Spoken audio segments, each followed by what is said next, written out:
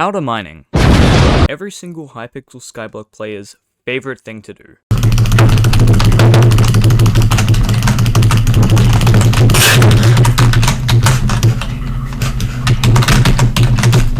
If you're a miner, no, not that kind, then you probably know what powder grinding is. But if you don't know what powder grinding is, well then, that's what this video is for. To even begin powder mining, you need to get to Heart of the Mountain 7.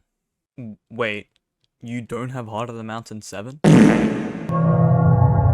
Getting enough powder to effectively mine in the Crystal Hollows while not being Heart of the Mountain 7 is really difficult. This is because of the Heart of the Mountain 7 perk Powder Buff, which gives you heaps more powder, which obviously makes the grind easier. Although Powder Buff is really important, the thing you want to max out first is Great Explorer, and you'll see why in a second.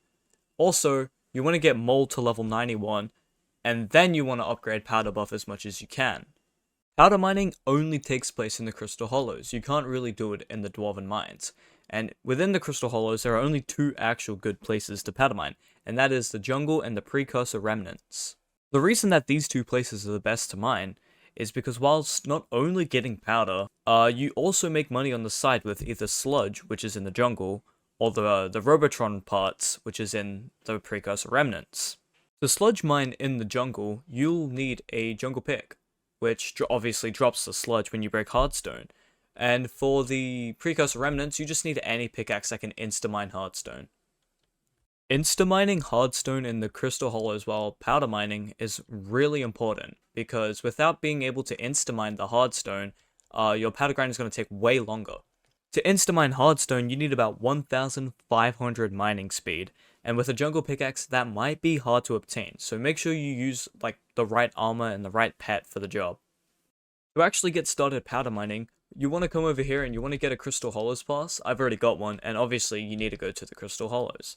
Here I've spawned in the Precursor Remnants, and usually, actually, I've got my jungle pick here, and I generally don't like mining in the Precursor Remnants, because powder mining in the jungle is a lot more consistent with the amount of sludge you make, which in turn is a much more consistent in the amount of coins you make as you powder mine. So what I do is I just keep warping back to the Dwarven Mines, and then warp to the Crystal Hollows until I spawn in the jungle. Here we are in the jungle, and see, the way I like to powder mine is I try and follow these caves as high up as I can go. Like, see here, it goes all the way up, and I basically, because you kind of want to just dodge all the major, structures that spawn, so the jungle temple, and all the other stuff, like the random generating structures, and that's most easily done by going up to the top of the Crystal Hollows. As you can see here, I'm just quickly mining up towards the top of the Crystal Hollows, and as you can actually see, so while I'm mining up, I'll let you guys know, the reason you want to upgrade Great Explorer first is so that you actually get chests while mining through the hardstone. And the reason you want Mole is so that you can break more hardstone at a time. At level 91, which is what my Mole level is up to, I can mine up to 5 blocks per time I break one hardstone, which basically increases the chances of getting a chest by 5 times. Here we are at the top of the Crystal Hollows, and now what I like to do is go 4 blocks down from the bedrock roof, so that the chances of chests spawning above you is still there, but it's not too far that you can't reach. So about here, 4 blocks down, there we go. And it's pretty simple. From here, you just keep mining the hardstone, and as you can see in my inventory, I'm getting sludge as I mine. And you just want to keep mining until a chest pops up. And this is what Great Explorer and Mole is good for, because you can find chests way more often. There we go. So we found a chest in here. The use of mods is great. I'm pretty sure this is Skyblock add-ons that gives me the little hitbox for the particles. But if you don't have any mods, you just want to look at the particles.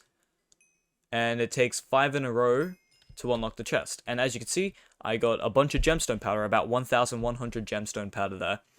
And basically, you just want to keep mining like this. Here we go, we've got another chest. And you just want to keep looking at the particles, or if you've got mods, look at the little box. And there we go. Now, the thing with powder mining is, sometimes you won't get any powder from the chests. So, to actually get, good rates, you need to be able to sit down for a good hour or two maybe to try and mine as much as you can and get as much chests. Another good thing about mining in the jungle is that you get these oil barrels, and they go for about 30,000 coins each, so after a while, the coins do stack up. There I got about 3,000 gemstone powder, which is pretty good.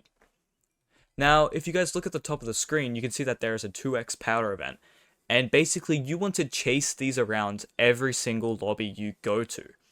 And you might wonder what I mean by chase them around. Well, see how the event just ended in this lobby. If I go to the Dwarven Mines, and then I go back to the Crystal Hollows, there's a chance that it has just started in a different lobby. So what you can do is, when it finishes in your lobby, you can change lobbies, Crystal Hollows lobbies, and chase that 2x powder around until it's in normal lobbies. If you can't find it, then don't worry, just keep mining, because it might ruin your rates if you spend all your time looking for a 2x lobby.